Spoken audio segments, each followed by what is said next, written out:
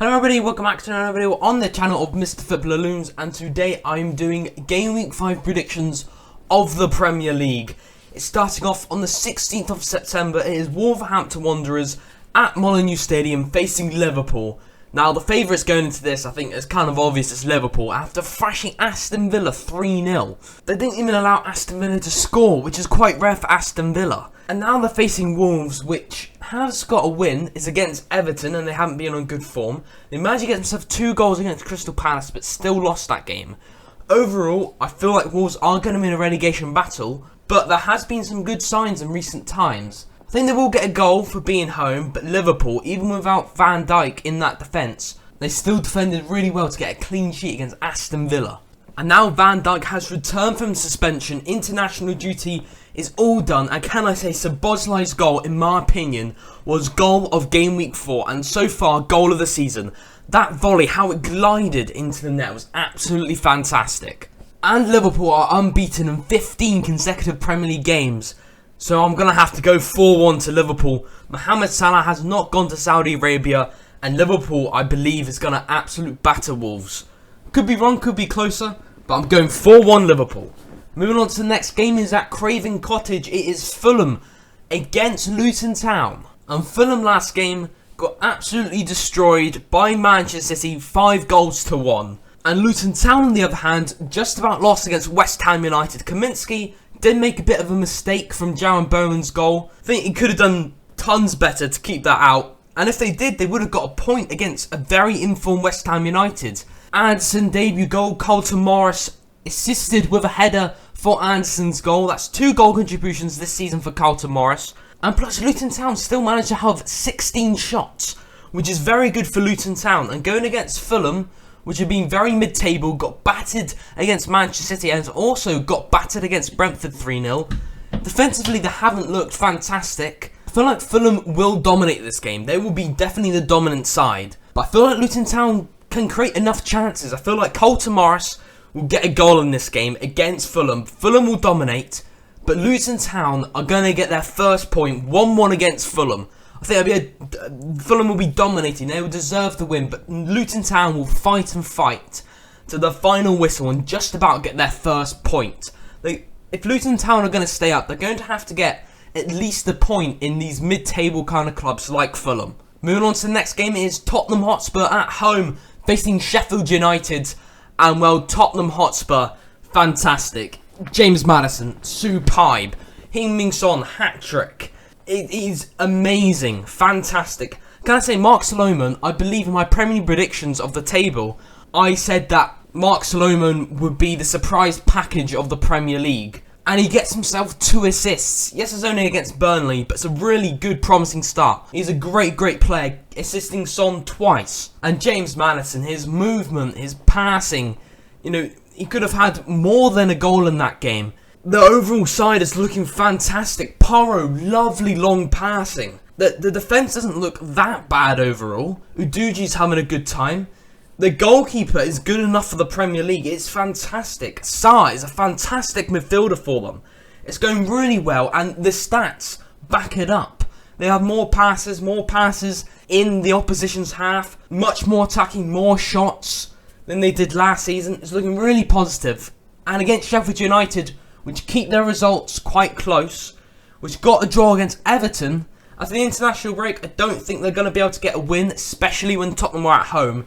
But I feel like they'll keep it close. Spurs will be dominant, but Sheffield United will keep it close, like they kept it close pretty much every game this season. And it will be a 2-1 win to Tottenham Hotspur. West Ham United at home at the London Stadium facing Manchester City. This could be a draw, This definitely could be a draw. Both teams on very good form. I feel like this could be a draw. I think, obviously, the favourites would be Manchester City, because they're currently top of the league. They were the best team last season in the world. I feel like it'd be a close one. I really do. West Ham United, they like to play quite defensively and on the counter. And it's worked against Chelsea. It's worked against Brighton. Is it going to work against Manchester City? I'm going to say not quite. It's going to be a close one. I'm going to say 3-2 to Man City. But originally I had it 2-2. But I felt like Man City are too good. So I'm going 3-2 to Manchester City. Manchester United at Old Trafford facing Brighton and Hove Albion. And Manchester United, well, they lost 3-1 against Arsenal. You know what? They could have got a win there, you know?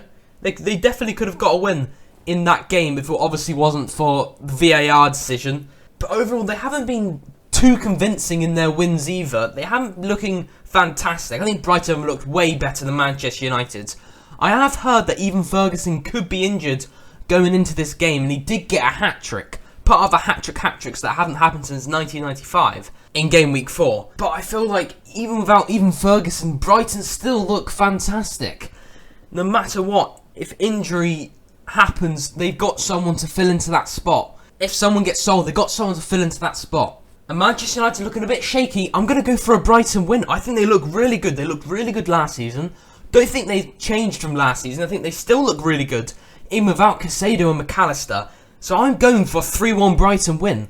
I thought Manchester United will have their fair of chances, but they look a bit shaky, and they had a shaky start last season, and they're having a shaky start this season. I feel like they will get back on track, Manchester United, but this game's a very hard game, and I feel like Brighton are going to win this 3-1 against Manchester United. Moving on to the next game, it's at Villa Park. It's Aston Villa versus Crystal Palace, and Aston Villa lost 3-0 to Liverpool away from home. Liverpool are a good side, you know, it's going to be hard to go to Anfield to get something from that game. But I thought they could score a couple of goals. Well, Matty Cash did score an own goal, so they did score a goal. But Aston Villa are going to be after bouncing back after that 3-0 result. Unai Emery is a great manager, as I always say, he's a great manager. Aston Villa have a great side. They've improved the depth of it. Facing Crystal Palace, which won their last game against Wolves, and it's fantastic. I did not realise that Edouard would score 3 goals in 4 games. That they would have a striker. That's fantastic. I don't know whether Elise is going to be fit for this game, but anyway, they're looking really good.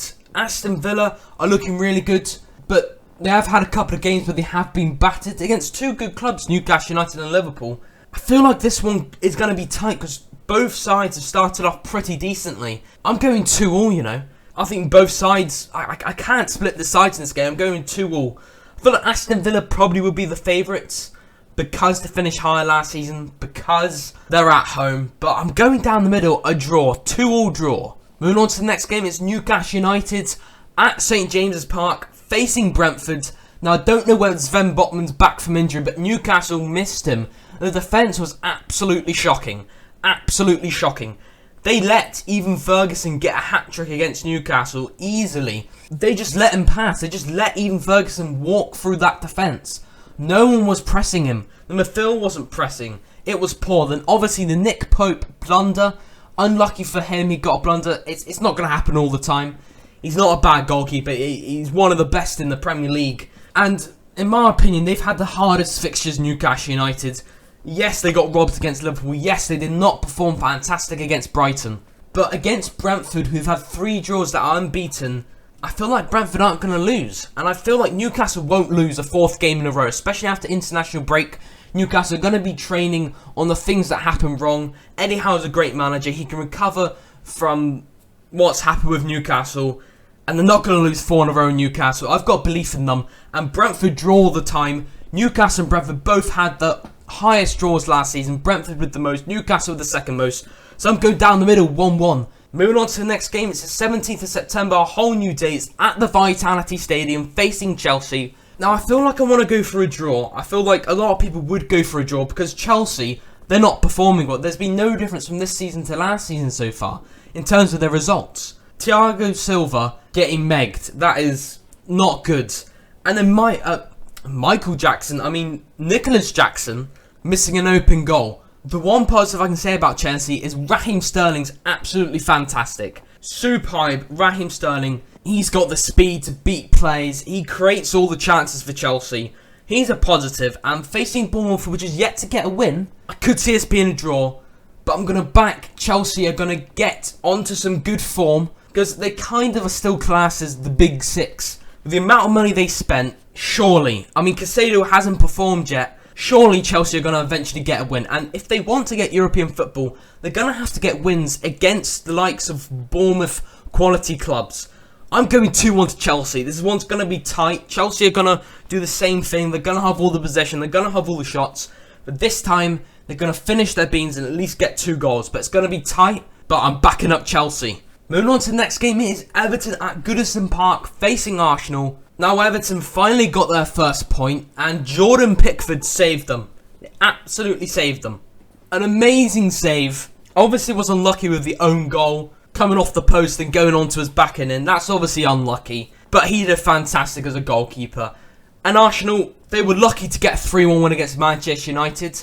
Should have done better against Fulham. But Arsenal, obviously the favourites, and even at Goodison Park, I don't see Everton winning this. I'm going 2-1 to Arsenal. I think this one's pretty obvious. The reason why I'm going it so tight is because Arsenal have had tightish games this season. Only a 1-0 win against Crystal Palace. Just about winning 2-1 against Nottingham Forest. A 2-2 draw against Fulham.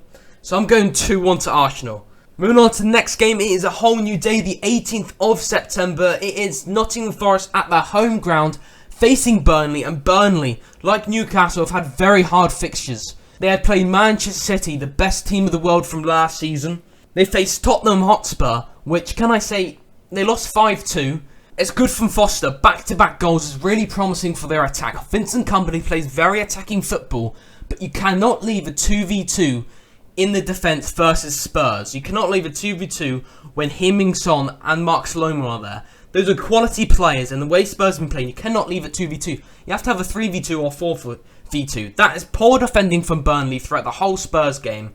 The attack is okay. Now facing Nottingham Forest, it's going to be a much easier game. Much easier game. But Joe Worrell in their last game played absolutely fantastic. The captain of the team absolutely bossed it. Blocks, tackles, all sorts to stop Chelsea. It was superb by Nottingham Forest to get a clean sheet. Joe Worrell has to be man of the match from that game. Facing Burnley, I think it's going to be a draw. You know, I don't see Nottingham Forest losing at their home stadium, and I see Burnley recovering from back-to-back losses. Vincent Kompany is a good manager. He's shown it in the Championship with over 100 points for Burnley. They're going to be able to get back on track. They're going to get their first point, but at home, Nottingham Forest played really well. So I'm going down the middle, 1-1. I can't split these sides at the moment. Maybe if Burnley were at home, I would say a win for Burnley, but 1-1. Before I end the video, last week, how did I do? Well, I didn't get any exact results right, but I got the scoreline right, whether they would win, draw, or lose. And I got 7 of those right, so I got 7 points out of a possible 20 points. And in total, out of all the 4 game weeks, I've currently picked up 27 points out of 78 points. That will be the end of my video. Hopefully you can like and subscribe. And always remember to turn on notifications to don't miss one of my fantastic YouTube videos. I will see you next time. Toodle pip now.